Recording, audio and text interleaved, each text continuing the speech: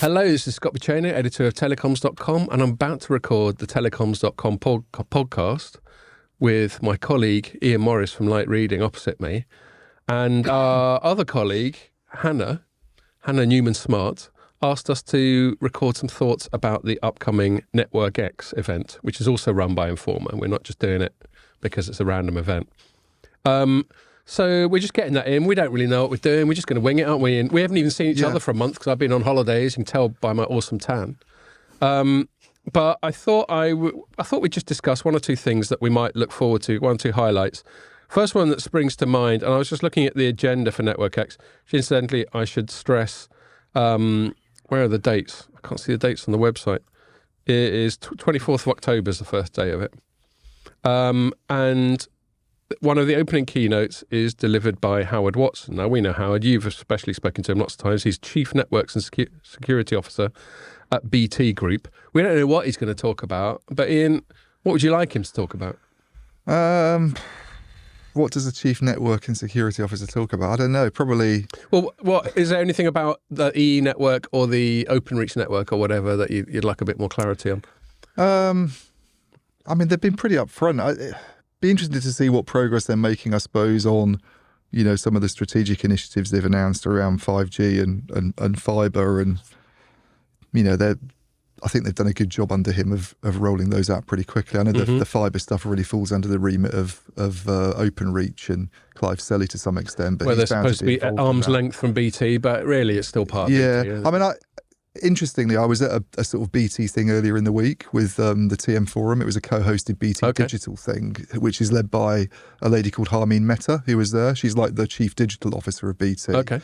And Howard's mentioned her a few times. So what she looks after is the IT estate, basically. Right. And he looks after the network side of things. Uh-huh.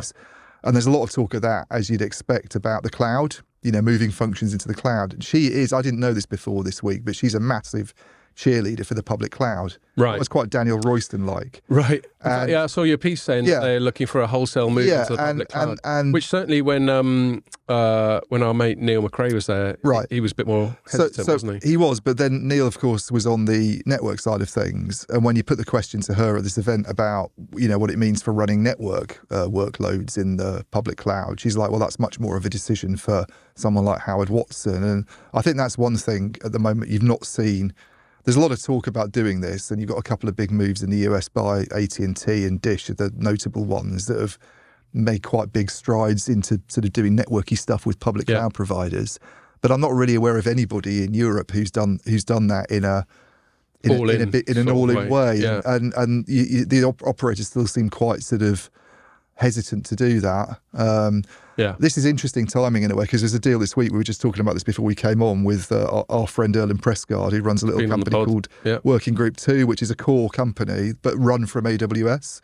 And it's very much about, you know, taking a cloud and having it managed by, you know, WG2 developers who can push out updates on the fly, and it's all very agile, is the word they like to use, and lower cost and hosted in cloud facilities. Got bought by Cisco this week.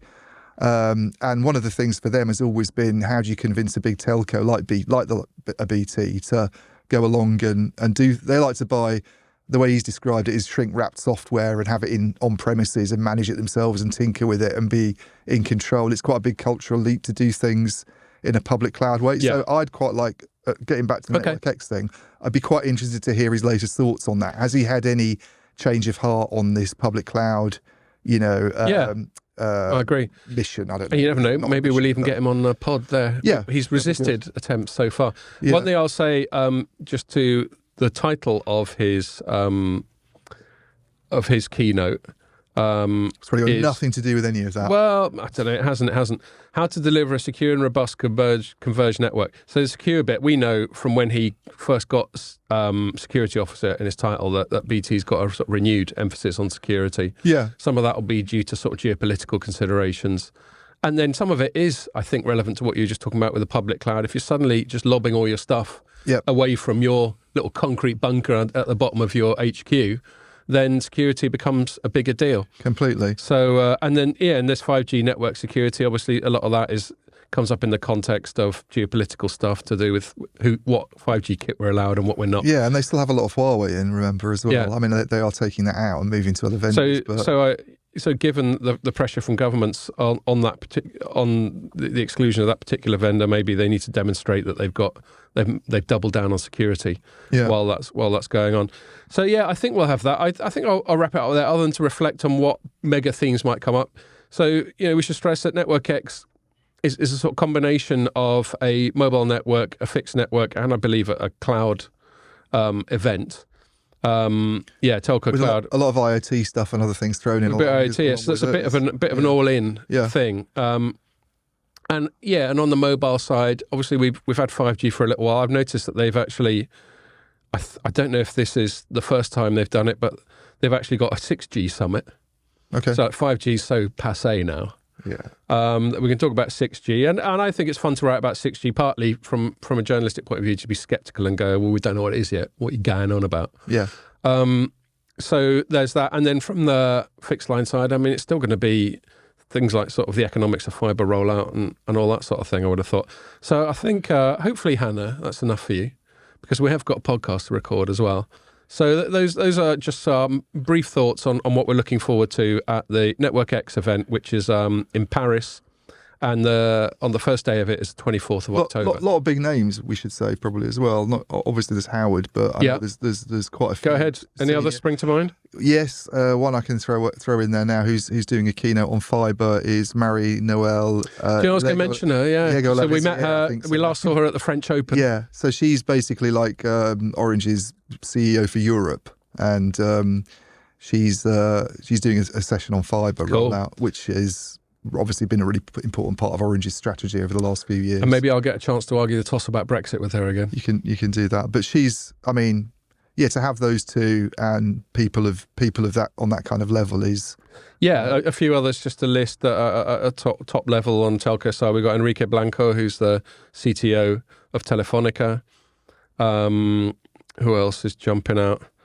We've got a chief strategy and commercial officer of Telia, Marcus Messera. There's a couple of top network guys from Three, which is an interesting company at the moment, given everything that's going on there. There's people from Liberty Global, I noticed. There's it's good. It's a good attendee list. We've got someone I'd be intrigued to meet, the head of Hyperoptic, called Dana Toback. Yep. She seems to have quite a sort of dynamic profile. Yeah. So and then of course us.